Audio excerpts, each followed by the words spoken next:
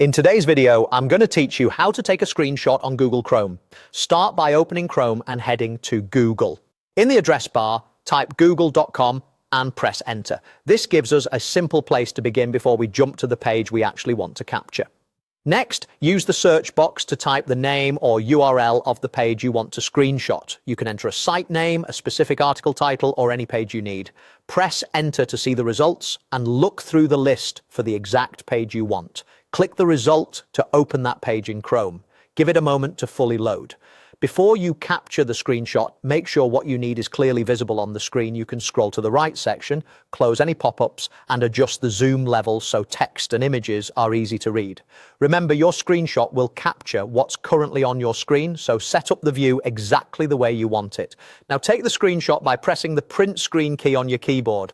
On many keyboards, it's labeled PRTSCN, and it's usually located near the top right. On some laptops, it may share a function key. If so, use the appropriate modifier key as indicated on your keyboard. After you press it, the screenshot is saved automatically on many Windows setups, and it will appear in your screenshots folder. Open Windows Explorer to find that file. You can do this by clicking the folder icon on your taskbar or opening it from the Start menu.